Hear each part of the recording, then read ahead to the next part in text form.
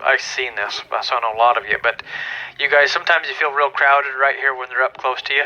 You know, you feel, and she's like, I don't want to crowd you. Well, good. That's a good thing. But a lot of your mules get real to where they really want to crowd you. I'm going to show you a couple methods of backing them up. The first one I want to show you is called thumb down.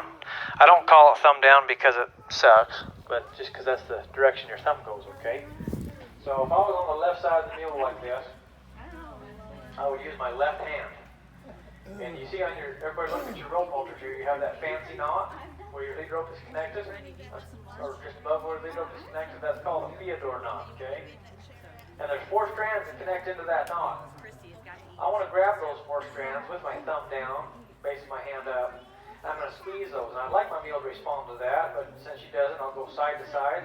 When she takes a step, I will let go. I let go. You guys can literally just let go. I would like to not have to shake it back and forth.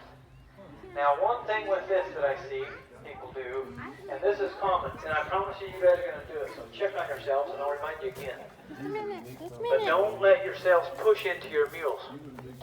You know, we've been talking about the brace that we can put into them when we direct. Remember I talked about that? Remember, Tony, we talked about it, where a lot of times you guys take the slack out of your rein like this, directing them, and that'll get them bracy. That's what Dawn has been dealing with, right, Dawn? Okay, well, you guys can do the same thing when you guys go to back them up. You guys can get to where you hang on them a little bit. I'm not going to put any pressure pushing it back. I'm just going to go side to side. So I put her in a little bind. I let her find her way out of it. Okay, and I usually use this about to an arm's length, and that's good enough. And then I'll show you another method of backing them up that can do the rest of the job. But basically, you're grabbing those 4 strands. You're tightening the nose band. If they don't move off of that, and I'm talking within moments, not like you're not counting to 20. You're going, squeeze, nothing happens. Go side to side. You're just going side to side. You're not pushing back, just side to side, and you're going to wait. And your arm might burn, and you might cry a little, but you just keep on waiting, and your arm might fall off. You have another one. But just keep waiting, and when they take a step, you just let go. This is one of my favorite exercises, not necessarily for the mules, but for teaching you guys to release when they take you up on a good deal. Because there's a lot of you that are a little slow on doing that, and if your mule or your horse is sitting there bracing, and your arm is burning, the second, you're going to be watching those 4 feet like, please take a step, please. And your arm's just going to burn, and then finally they're going to take a step, and I promise you guys won't be late on releasing then. You'll just let go, oh, finally, right? So you watch that. And pay attention to the feet as you're doing that. But if I was on the left side of the mule, I'd use my left hand. If I was on the right side of the mule right here, I'd use my right hand. Why do I have my thumb down? Why do I do that? Why is my thumb down? What does that do for me? A little leverage, although I don't necessarily need a whole lot. But yeah, that's a piece of it, Nancy. Mostly it's just, you know, none of these guys are too troubled in here. There's nothing that's just awful terrible here. You guys all have pretty nice mules, really. But sometimes I work with some colts that are just touchy as can be, to where if you got right here, first of all, you'd be lucky to get right here. But if you did get right there, they'd be so worried about you that they would be prone to sling their head a little bit.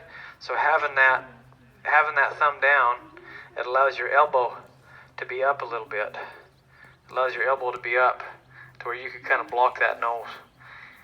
And then you just work at it. You might get 1 step at a time. Then you might build upon there. Don't ask for 2 steps if you can't get 1 step good. And then let me ask you something else. If I had to go side to side to get the job done, what is my grade? Yeah, you guys get the hang of it. So anytime I have to firm up to get the job done, be it crossing water and having to use my spurs to kick holes in them, or right here having to burn my arm off to get them to back off. If I have to do these things so much, I'm not getting a passing grade. And I would hang in there until they took me up on a good deal, until I could come up here and just get a little bit and get some changes there without having to do so much, you know. And you'll find that eventually what was plan B today won't exist tomorrow, and what was plan A today will become plan B tomorrow. You're always doing less and less and less. Okay, so that's the thumb down. That's if you guys are real close to them. That's handy when you're teaching your mules to back out of the trailer, if those that have straight loads or don't have stock trailers. We have big stock trailers, so a lot of times we just turn ours around. That's easy enough. But those of you that want to back your mules out, and I'll practice backing mine even though I got a stock trailer. I practice that now and again. But if you want to back them out, this is how I do it right there. Okay? Any questions on this? Thumb down, backing them up? Okay, pretty easy stuff. Go ahead and try it. Get you a step. If one step is easy, get a couple. But work at that. So remember, you're not pushing them, so don't get in any kind of tug of war with them. Really try hard not to just push them back. That's hard for a human. That's hard for us, not to just want to push them. But I want you guys to try to engage their working frame of mind. So oftentimes you guys were dealing with resisting frame of mind. You kind of seen that when I was helping old Don there with his mule. The mule just wants to say no. It's not even interested in what you have to say. It wants to just resist. So you want to help them out. I don't like them being in that frame of mind. I want to help them out to get them thinking. And that's kind of what we're doing here. You're just putting them in a little bit of a bind, and you're letting them find their way out. You're not trying to make it happen. You're trying to let it happen here. So you just tinker around with that a little bit. I was at a clinic earlier this year, and I was helping a lady, and because her mule was really up on top of her, a whole bunch. And I was trying to help her out. The mule was just on top of her, and I said, here, let me, and she's like, she said,